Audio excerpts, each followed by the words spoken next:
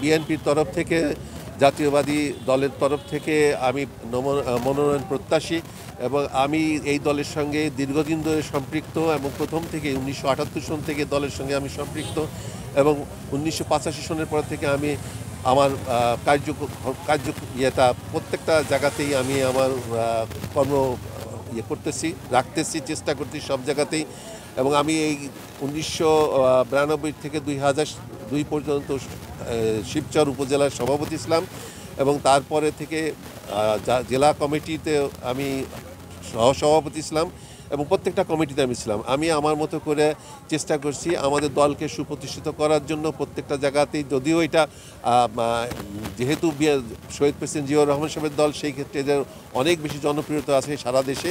আমিও চাইছি আনাচে কানাচে আমাদের এলাকায় এটাকে প্রতিষ্ঠিত করার জন্য।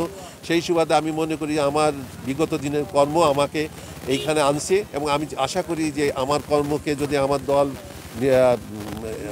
মূল্যায়ন করে তাহলে আমি নমিনেশন পাবো, এই আশা আমার প্রত্যাশা। এবং আশা করি আমি যদি নমিনেশন পাই তাহলে আমাদের এলাকার জনসাধারণ, আমি বিশ্বাস করি তারা আমাকে ভোট দিবে, আমি নির্বাচিত হব। আমি যদি নির্বাচিত হতে পারি তাহলে আমাদের এলাকার যেসব সমস্যাগুলো প্রকটভাবে আছে, যেমন ধরেন এখানে কিছু কিছু উন্নয়ন এখনও সম্পূর্ণ হয়নি। সব সরকারের আমলে কিছু না কিছু উন্নয়ন হয় এবং উন্নয়ন এটা একটা ধারাবাহিকতা, চলমান প্রক্রিয়া, এটা হতেই হবে।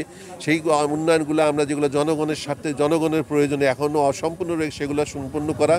আমাদের এখানে শিক্ষা ব্যবস্থার কিছু সমস্যা দেখা দিচ্ছে, কিন্তু গত এইচএসসির পরীক্ষার ফলাফলে আমরা মর্মাহত এবং সেই ক্ষেত্রে বলবো সরকারের সাহায্য নিয়ে আমরা যেন শিক্ষার আলো যেন সকল ঘরে ঘরে পৌঁছে দিতে পারি, প্রত্যেকটা শিক্ষা প্রতিষ্ঠানকে যেন ওই স্তরে নিয়ে যেতে পারি যে স্তরে আমাদের এই যে কষ্ট পেয়েছি আমরা এইচএসসির রেজাল্ট, এইটা যেন আর আমাদের মধ্যে আর ফিরে না আসে।